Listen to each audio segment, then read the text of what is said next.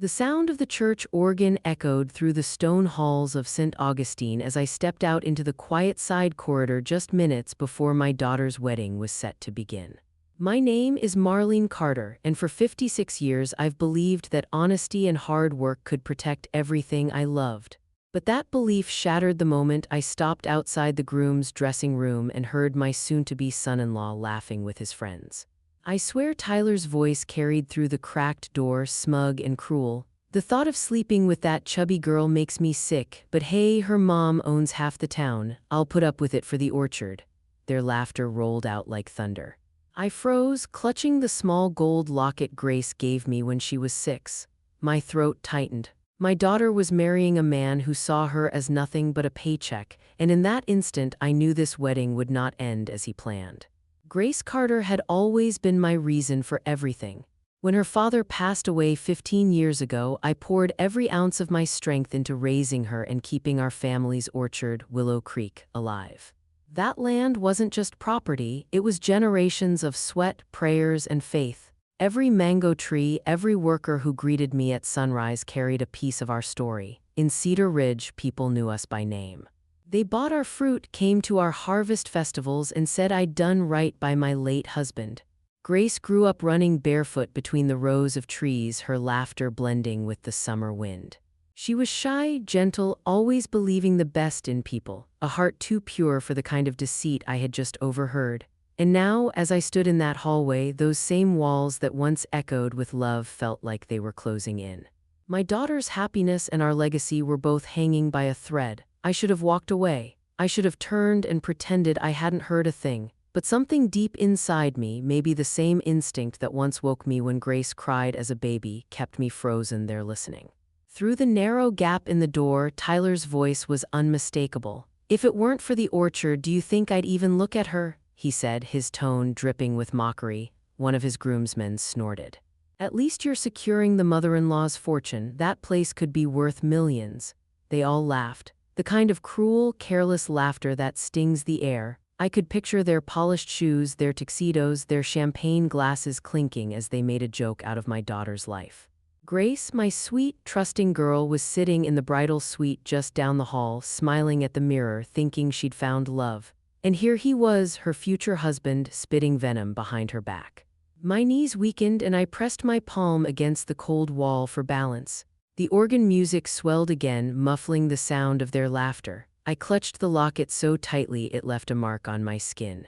The truth was a blade, and I had no idea how deep it was about to cut. As I stepped back from that door, the weight of what I'd heard settled on me like a stone. My first instinct was to burst into the room and expose him for the fraud he was, to tear the mask right off his smug face. But then I pictured Grace, radiant and trembling in her wedding dress, waiting for her cue to walk down the aisle. She loved him. She believed every word he'd ever whispered. If I ruined it now in front of everyone, she would think I was acting out of jealousy or control. And once a mother loses her daughter's trust, no truth can reach her heart. I took a deep breath, the kind that burns on the way out, and told myself I had to stay calm for her sake. There would be a moment, I decided. A private moment before she said, "I do." That's when I would tell her everything, no matter how much it broke her heart. When I entered the bridal suite, the sight nearly broke me. Grace sat before the mirror in her white gown, the morning light turning her veil into a halo. Her eyes sparkled, unaware of the storm waiting outside that door. Zoe, her best friend since high school, was fixing the lace along her shoulders and humming softly. I waited until the makeup artist left, then quietly closed the door. "Sweetheart," I began, my voice trembling, "I need to talk to you alone." Grace turned, smiling. "What's wrong, Mom? You look pale." "I just heard something about Tyler." Her expression faltered, confusion replacing joy. I forced myself to speak. "He called you names, Grace, cruel names. He said he's only marrying you for Willow Creek, for our money." Grace's eyes widened, her lips trembling. Before she could respond, Zoe stepped between us. "Mrs. Carter," she said sharply, "this is her wedding day. Don't ruin it with some misunderstanding. Tyler adores Grace." But I saw something in Zoe's eyes then, something cold, something that didn't fit her kind tone.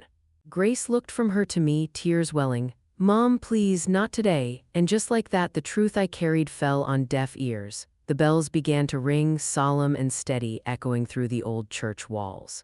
I stood there numb as the bridesmaids rushed in, adjusting veils and flowers, filling the room with laughter that sounded painfully out of place. Grace wiped her eyes, forcing a smile. "Let's just get through this, Mom," she whispered. And before I could say another word, she was gone, carried by tradition and hope. From my seat in the front row, everything blurred: the organ, the vows, the guests leaning in with admiration. My daughter's smile looked perfect, but I knew it was built on lies. Tyler stood tall beside her, his hands steady, his grin charming. No one could see the monster beneath the polished surface. When the priest said, "You may kiss the bride," I felt my stomach twist. Everyone clapped, but I couldn't move. I had just witnessed a beautiful tragedy begin. The reception glowed under strings of golden lights, laughter floating through the evening air. Guests toasted, danced, and called it the happiest day of Grace's life. I stood near the back, a glass of untouched champagne in my hand, watching Tyler glide from table to table, charming everyone with practiced ease. No one saw what I had seen, no one heard what I had heard. A week later, whispers began to spread through Cedar Ridge. Marlene Carter tried to ruin her daughter's wedding. They said she couldn't let go.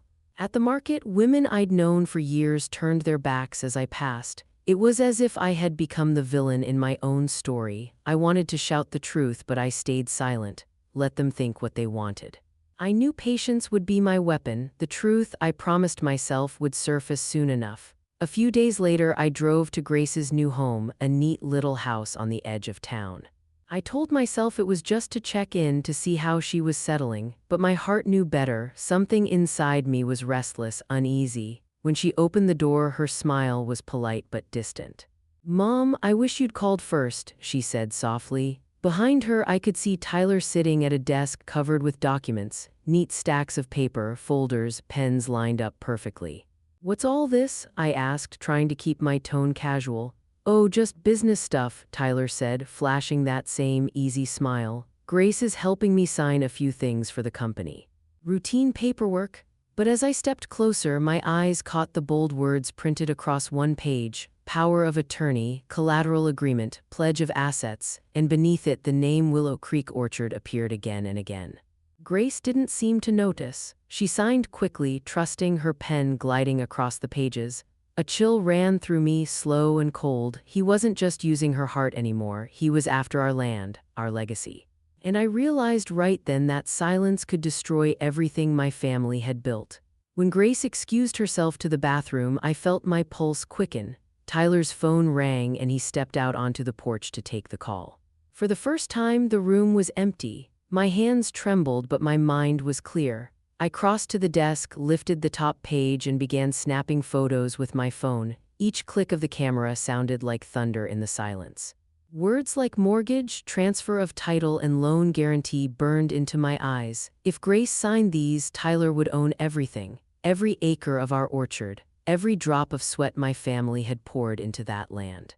The water running in the bathroom reminded me I only had seconds. I placed the pages back exactly as they were and sat down, pretending to scroll through my phone just as Grace returned. "Mom, are you okay?" she asked.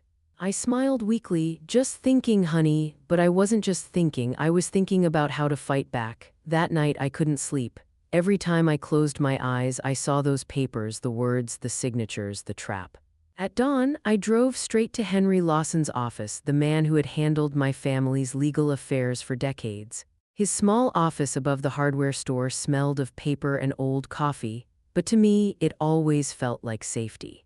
Henry listened quietly as I showed him the photos. His expression darkened with every image. When I finished, he removed his glasses and sighed. "Marlene," he said, "if Grace signs even one of these, Tyler will have full authority over Willow Creek. He can mortgage, sell, or use your property to secure loans in his name."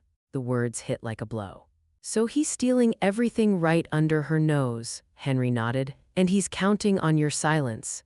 He leaned forward, his voice low and steady. "Don't confront him yet. We need proof more than photos. Keep calm. Stay close to Grace and watch. We'll catch him in his own web." For the first time since the wedding, I had hope and a plan. The next morning, Henry called to say he had arranged a meeting for me with someone who could help, a private investigator named Nate Delgado. When Nate arrived at the small diner off Highway 17, he looked nothing like the detectives from television. Mid-40s, quiet eyes, and a calm way of speaking that made you trust him instantly. I told him everything, the overheard conversation, the fake contracts, the lies. He listened carefully, taking notes with neat, deliberate strokes. When I finished, he closed his notebook. "I'll find out what he's really up to," he said simply. "Give me a week." 3 days later, Nate called. "You'd better sit down," he warned. My heart began to race. When I met him, he laid the evidence out slowly. Photos, receipts, records, Tyler walking hand in hand in Chicago with a woman named Sabrina Cole, a banker. There were dinner receipts, hotel records, an apartment lease signed under his company's name. And worst of all, Nate had captured an audio recording, Tyler bragging to Sabrina about how easy it was to manipulate Grace. "That orchard will be mine soon," Tyler's voice sneered through the static. I felt my stomach drop. The betrayal wasn't just financial anymore, it was absolute, but now I had what I needed, the truth. Nate wasn't finished. "There's one more person you should meet," he said. "Tyler's older brother, Mason Brooks. They haven't spoken in years." According to Nate, Mason had once been Tyler's business partner. Tyler had drained their joint savings and vanished, leaving Mason bankrupt and their parents devastated. If anyone knew what Tyler was capable of, it was him. I found Mason in a dim bar on the edge of Cedar Ridge. The air smelled of cheap whiskey and regret. He looked up from his glass as I approached. "You here to defend him?" he asked bitterly. "No," I said, placing an envelope on the table. "I'm here because he's trying to destroy my daughter." Inside were the photos and the recording Nate had gathered. Mason studied each one carefully, his jaw tightening. When Tyler's voice came through the speaker, dripping with arrogance, Mason slammed his fist against the table. "That snake never changes," he muttered. "He ruined our family once. Maybe it's time someone stopped him." He met my eyes, and for the first time there was no hesitation. "I'll testify," he said firmly. "I'll tell the court exactly who my brother is." And just like that, an unexpected ally joined my fight. From that day forward, everything moved fast. Henry began piecing together the evidence: bank transfers, forged contracts, hidden accounts tied to Sabrina's bank. Nate traced every transaction, linking Tyler's company to loans taken out in Grace's name. Mason provided written testimony detailing how Tyler had scammed their family before. Every night, I sat at my kitchen table surrounded by papers and notes. The old brass lamp cast long shadows across the room. My nerves were frayed, but my purpose had never been clearer. I wasn't just protecting land. I was protecting my daughter from losing herself to a lie. Henry's voice on the phone was steady the night everything came together. "We're ready to file, Marlene. Fraud, embezzlement, breach of trust. But I need you to stay composed. Tyler must not suspect a thing." I promised I would. In my heart, though, I felt the storm gathering. For months he had smiled in my face while plotting behind my back. Now it was my turn to make him face the truth. And the place where that truth would finally surface was court. The courtroom was packed that morning. Farmers from Cedar Ridge, old neighbors, even the women who once whispered behind my back, all of them came to see the truth unfold. I sat beside Henry, my palms cold, my heart pounding like a drum. Across the room, Tyler arrived in a tailored suit, flashing that same charming grin he'd always worn. But his eyes darted nervously toward me as if he already sensed the ground shifting beneath him. The judge called the case, State of Iowa versus Tyler Brooks. Henry stood first, his voice calm but firm. He laid out the timeline, the forged contracts, the fraudulent loans. Every word was steady, factual, devastating. Then came the recording. Tyler's own voice filled the courtroom. "That orchard will be mine soon." The old lady's too proud to see it coming. The room fell silent. The only sound was the soft gasp that escaped Grace's lips as tears welled in her eyes. When Mason took the stand, his testimony cut deeper than any lawyer's argument.